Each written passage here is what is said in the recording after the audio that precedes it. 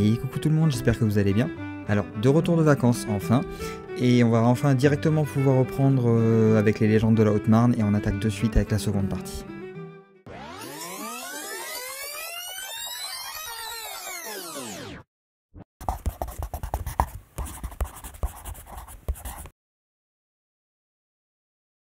Comme vous le savez sûrement déjà, il y a des endroits en France, comme partout ailleurs, à qui le nom vient d'une histoire.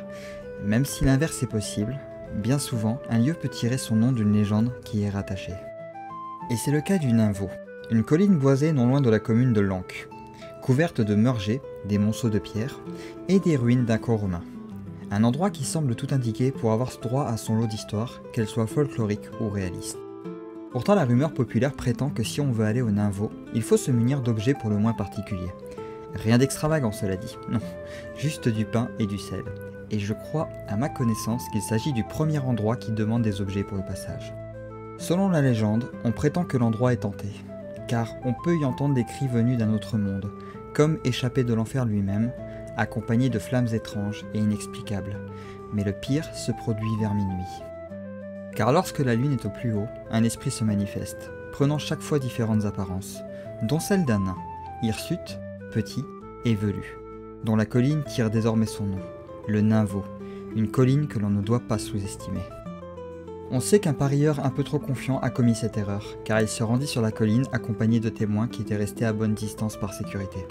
L'homme s'avança jusqu'au Ninvaux et convoqua l'esprit. Ce fut sa plus grande erreur, car il eut une réponse. La forêt parut comme s'embraser d'un coup après un profond rugissement. Puis une voix se fit entendre, après qu'un deuxième hurlement ait glacé le sang de l'assemblée, qui même à bonne distance, ne put qu'entendre sans réellement voir. Et la voix fut claire, sans pain ni sel, on reste au Ninvaux. Un avertissement dans un patois que tous purent comprendre avant qu'un troisième rugissement mette fin à l'apparition et que tout retrouve son calme. Un calme pesant. Quand l'homme téméraire revint au niveau de ses amis, il était pâle, et jamais il ne voulut parler de ce qu'il avait vu au Ninvaux. Jamais on ne lui en demanda plus, et la rumeur populaire affirme que sans pain ni sel, on ne passe pas le Ninvaux, selon la légende.